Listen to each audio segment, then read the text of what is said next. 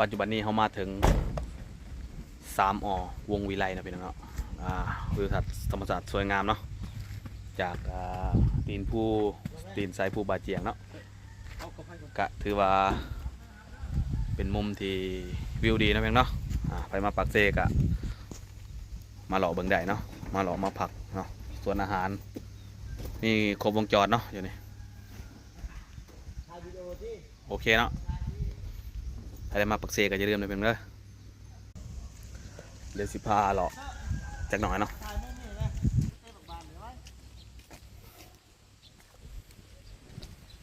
ครั้งแรกในชีวิตเด้อครั้งแรกในชีวิตที่ยางก็มาปีนภูใกล้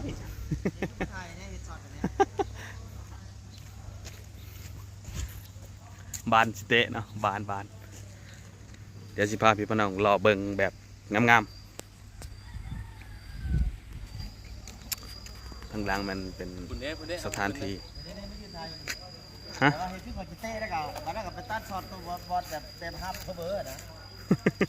โอเค